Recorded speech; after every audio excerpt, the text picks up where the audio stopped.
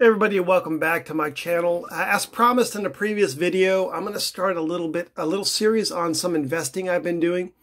And I want to first start by saying these are very uncertain times, so I didn't take this very lightly. I did have some discretionary income to invest, and I would recommend that if you're out there and looking to invest, do not invest in these times with money you don't have. Don't do this on credit. I definitely wouldn't recommend it. But I had some income to invest and didn't know what else to do because cards is kind of my wheelhouse. I consider myself a pure collector in the sense that I haven't sold a card in maybe 6 years, and I don't look to sell or move things out of my collection. But I thought I would buy some things that I thought were undervalued and underpriced that in the long term, 5 to 6 years from now, could increase in value. And I say could because nothing is a guarantee in investing. And nothing is guaranteed in the card market. But that being said, you can see I've got some Peyton Manning behind me. Peyton Manning is a guy that I think is still undervalued. His stuff has gone up and maybe even doubled over the last 2 months, but that's pretty much a consensus for all the future Hall of Famers in all the sports. And I still think there's some room for him to grow. Let me go ahead and start showing the cards for time's sake, and I'll keep talking about it. Now, Manning, I'm just a few months older than Peyton Manning, so I remember in high school reading in Sports Illustrated about him being the top high school recruit. Flair is something you'll see a lot of here. This is his row 1 Flair card.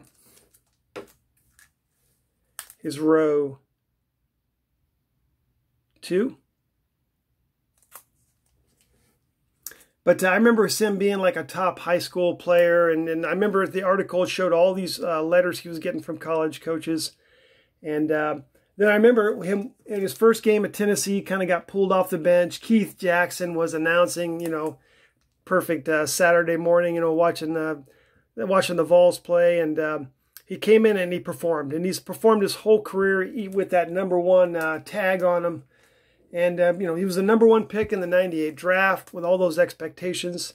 Him and Ryan Leaf were the two top, prospects coming out, and he totally lived up to his side of the billing.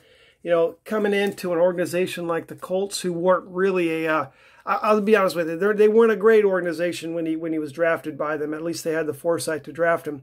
But he turned him into a Super Bowl contender right off the bat, obviously a couple years into his career, but took that team from a nothing team to Super Bowl champions. And then he did it again with another team, and I like that about him. I've got a few SGC cards as well, and then we'll go all of them, rest of them will be PSA. I like the fact that he's got fan bases both in Denver and fan bases in Indianapolis, and then also Tennessee. Those folks he's still a legend down there. How many kids today that are like in their early 20s are named Peyton? Just ask that question to you, or in their late teens. There's a lot, and I think a lot of it has to do with Peyton Manning. Now, here's a big card. His top's chrome in a 9. Also have it in a little lower grade of an 8.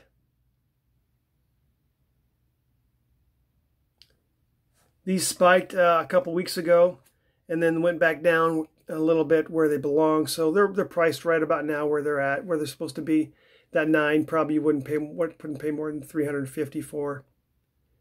Here's his regular tops. The gold label. Well, it's definitely interesting times to collect. And Peyton Manning has a lot of good rookie cards to collect. And a lot of these are smaller cards. I think I bought about 35 of his rookie cards, somewhere around that lines. Here it is with the coating. When you're buying these finest, the with coating has a little bit higher premium, even in the same grade as that without the coating. Both of these are the non-refractor variations. This is the collector's edge. The cool thing about these, they're serial numbered, although somewhat high number prints. This is to 5,000. Here's another Collector Edge Masters, and they have good eye appeal on them. 3,000 on that. So Peyton Manning is a surefire Hall of Famer. And although not, I mean, there's always risk when it comes to investing in these cards, but pretty much the whole card market would have to collapse for Manning to lose his value, right? Because he's done with his playing days. He's kind of out of sight, out of mind. I mean, he did that golf challenge with Tom Brady, which was probably good for his card values.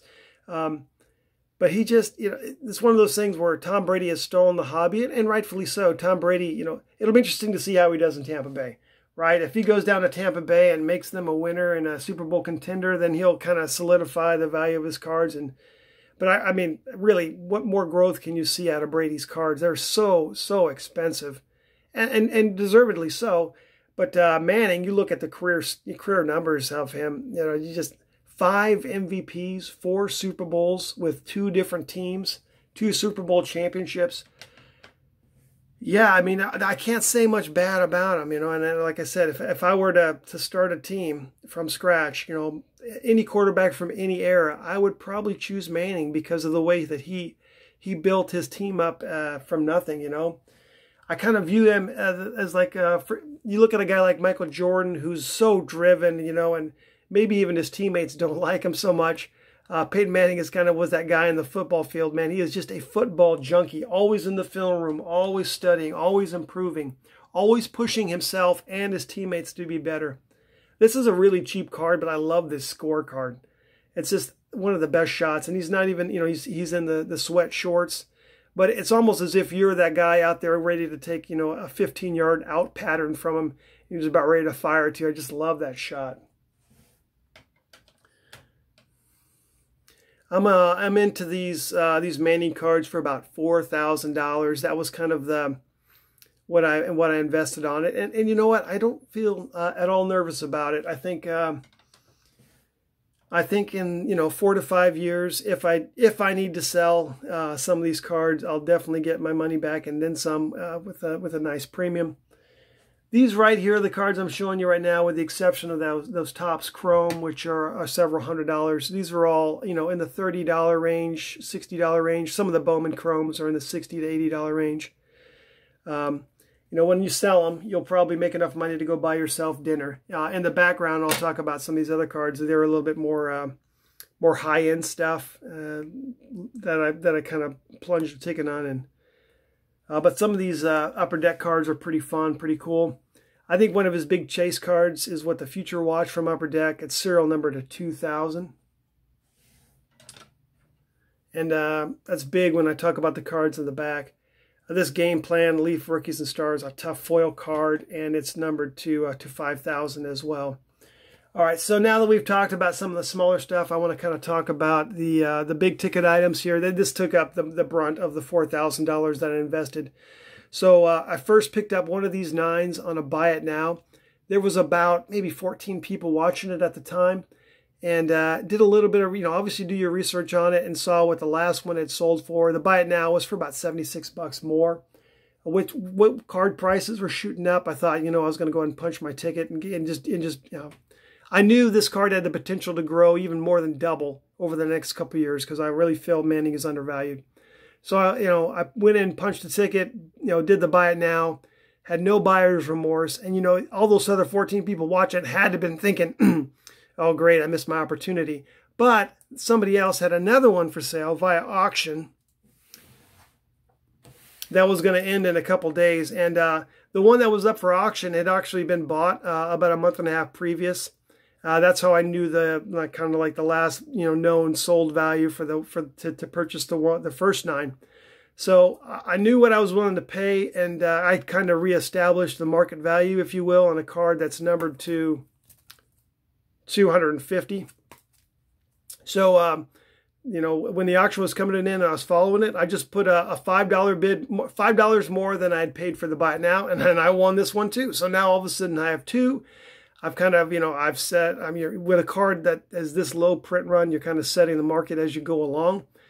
I really don't think these cards would have been out there and available if the market hadn't been booming like it is right now, because, the flipper that I bought this card from, I also bought this Gem Mint 10 from. And I'd added the 2 9s, and I had planned to stop there. Then I saw this one come up, and this one had sold, for $1,000. a little bit previously.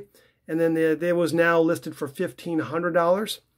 More than I'd ever spent on a card. And I'm not a Gem Mint 10 guy. I would never buy this for the PC, never buy it for my own collection, because I'm a nines all day guy. Like, there's no, like, very little visible difference between this and that this is like 5 times what that is. It doesn't make sense to me as a collector, but I know there are investors and other collectors who it does play a big role.